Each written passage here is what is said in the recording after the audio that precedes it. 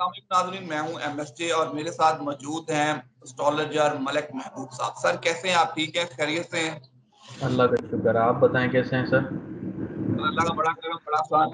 Sir जिस तरह हम आपसे बात कर रहे थे, आपने पहले भी कहा था कि राज फाश होंगे, बड़ी-बड़ी चीज़ें सामने आएँगी, बड़े-बड़े स्कैंडल सामने आएँगे।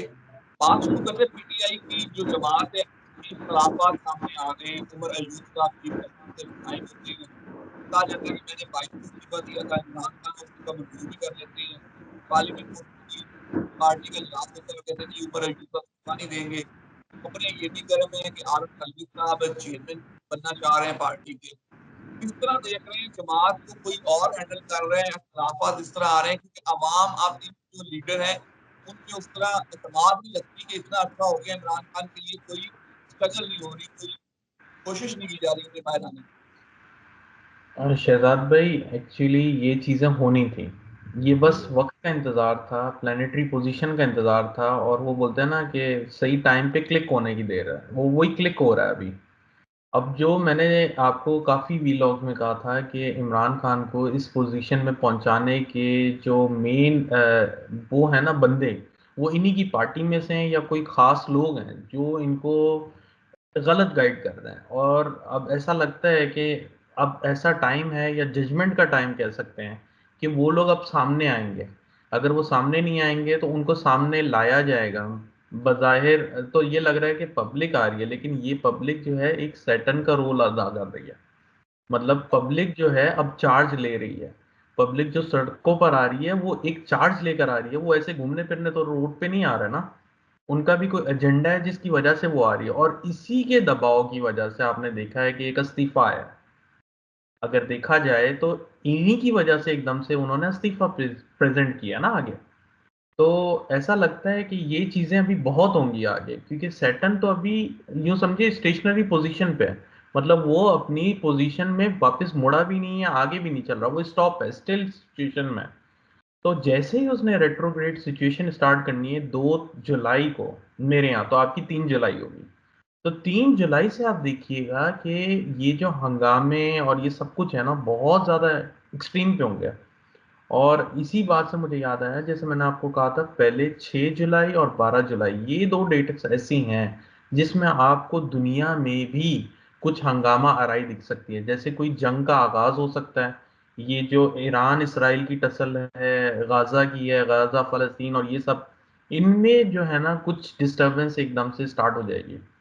जैसे वो मिसाइल वगैरह वापस शुरू कर देंगे, या एक दूसरे से खुदा ना खास्ता हमले, और ये प्रॉब्लम शुरू हो जाएगी। तो ये जो 6 जुलाई है, ये खतरनाक डेट है।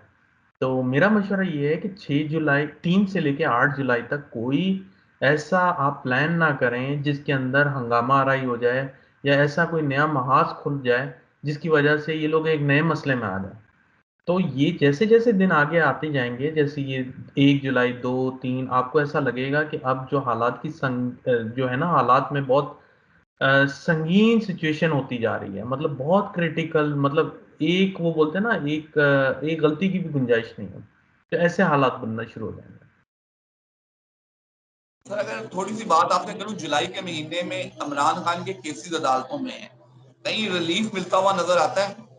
जी बिल्कुल नजर आएगा, आपको भी नजर आएगा। लेकिन मैंने जैसे कहा है कि अगर, क्योंकि ये डेट्स का कंफर्म नहीं होता, ये अनाउंस करते हैं जी कल अनाउंस होगा, फिर समात आगे ले जाते हैं, तो फिर इस वजह से प्रिडिक्शन सही बैठती नहीं है।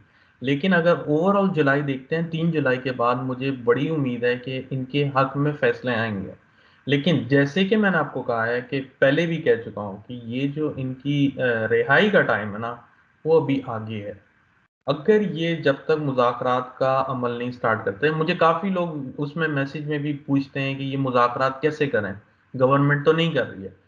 मुझे समझ में आ रही है गवर्नमेंट नहीं कर रही है, और हो सकता है वो ऐसे टर्म्स रख रही हो जो वाकई काबिल कबूल ना हो।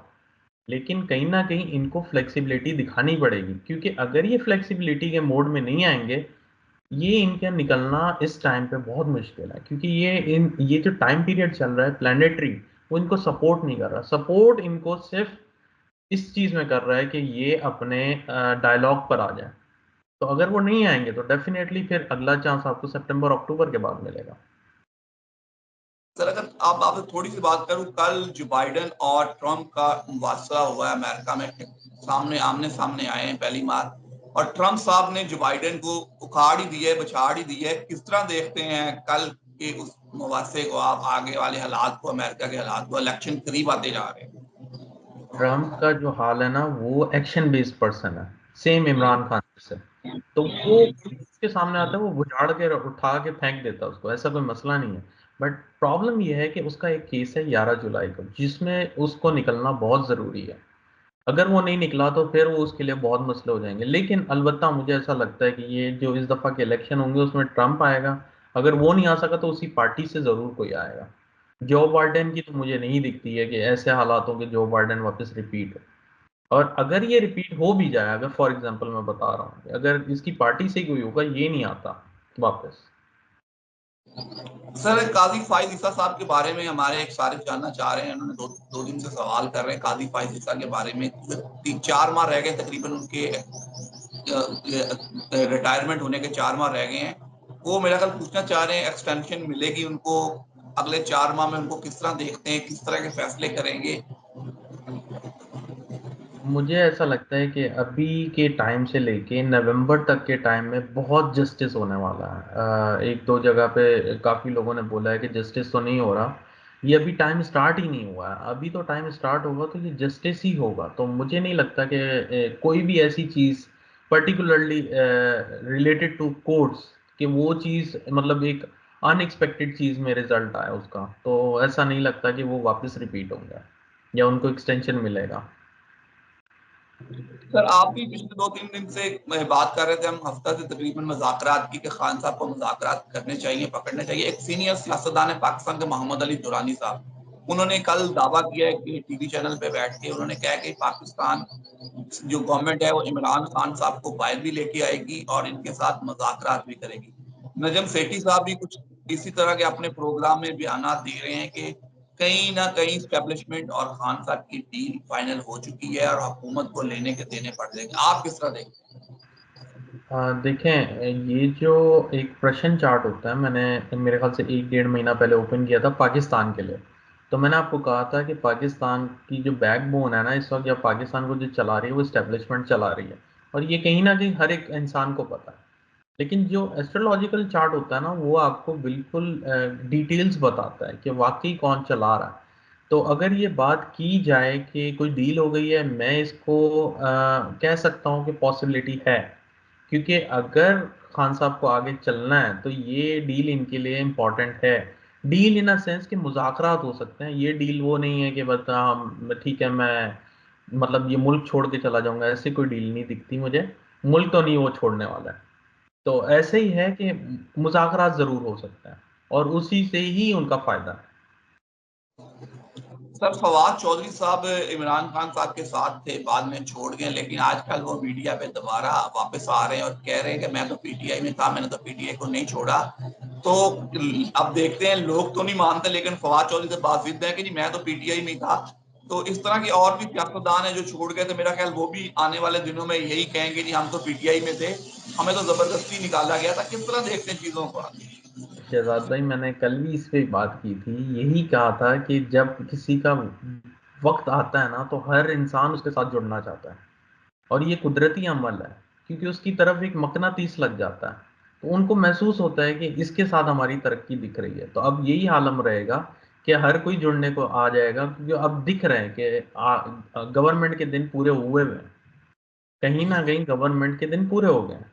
आप ये नहीं कह सकते कि गवर्नमेंट 5 साल चलेगी, ऐसा नहीं दिखता मुझे। ज़्यादा से ज़्यादा ये मैंने जैसे कहा था कि अगले मार्च तक ही दिखती है मुझे हालात। तो आने वाला टाइम में ये पीटीआई डेफिनेटली मजबूत होगी। और जब ये मजबूत होगी तो सब इनके साथ जुड़ना चाहेंगे। तो ये तो कोई इतनी कोई ख़ास बात नहीं है। लेकिन हाँ, अलबत्ता ये है, मैंने जैसे आपको कहा था कि इनके साथ कोई ख़ास मेंबर जुड़ने वाले हैं। अब ये कौन जुड़ने वाले हैं ये तो वक्त बताएगा, लेकिन जुड़ेंगे ज़रूर। सर पूरे मामलात में मियां मोहम्मद नवाज शरीफ बिल्कुल खामोश हैं, कोई भी किसी किस्म की कोई बात नहीं। ठीक है, मतलब एक किस्म की हम, मैं कल भी देख रहे थे मीडिया पे, मियां मोहम्मद नवाज शरीफ को कोई भी इस टाइम बुरा नहीं कह रहा, मतलब उनका नाम ही नहीं लिया जा रहा, बड़ी खामोशी छाई हुई है। किसी साइड पे कोई आवाज नहीं आ रही। मरियम नवाज साहिबा ने कल स्पीच की, बजट मंजूर हुआ, जो अपोजिशन थी उन्होंने शोर शराबा किया, तो स्पीकर ने 11 अरकान को 15 इजलास के लिए मुअत्तल कर दिया। मतलब ये कि मरियम साहिबा जब भी स्पीच करेगी तो खाली असेंबली फ्लोर होना चाहिए उनकी स्पीच के लिए। किस तरह देखते हैं मियाँ साहब का भी बताइएगा। मियाँ साहब बिल्कुल खामोश हैं, कहीं भी नजर नहीं आ रहे। हमारे अजीम लीडर रहनुमा कहाँ चले गए हैं? मुझे लगता है आपको खास मोहब्बत है मियाँ साहब से। नहीं, ऐसा लगता है कि उनके दिन पूरे हैं सर। अभी उनको छोड़ दें, उनको बख्श दें, अभी उनका टाइम पूरा हो गया है। अब उनको रिटायरमेंट फेस में ही रहने दें। अब मैंने जैसे कहा था कि ये जो हालात है ना आगे के, शक्लें बदलेंगी, आपको नजर भी आएंगे मियाँ साहब, लेकिन बहुत छोटे से, वो बोलते हैं ना शॉर्ट रोल के लिए, वो शॉर्ट रोल के लिए अब रह गए हैं। तो वो शॉर्ट रोल में ही दिखेंगे। तो आपको लगेगा कि ये नून लीग में अभी तब्दीलियां भी दिख रही हैं, कि नून लीग में भी ये जो हालात एकदम से पीटीआई की जो पार्टी में हुए हैं, इन कहीं ना कहीं नून लीग में भी होना शुरू हो जाएंगे। तो होगा ऐसे, आपको मियाँ साहब बहुत जल्दी आवाज देते हुए सुनाई देंगे। चले एंड पे जाते जाते, final match India versus south Africa, पहली मर्तबा साउथ अफ्रीका फाइनल में आया, कौन जीतेगा? अच्छा, ये मैं देख लेता हूँ।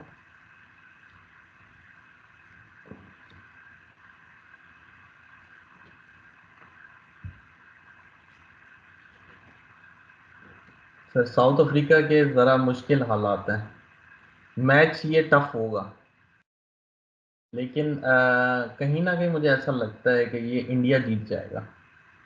इंडिया मैच इंडिया जीत जीतेगा। जाएगा। जी इंडिया सर। जीतेगा जी। मलिक साहब ने तो इंडिया को जिता दिया। इंशाल्लाह मैं भी आज इस पे प्रेडिक्शन दूंगा कि ये मैच कौन जीतेगा। तो देखते हैं सर की प्रेडिक्शन ठीक होती है, मेरी प्रेडिक्शन ठीक होती है।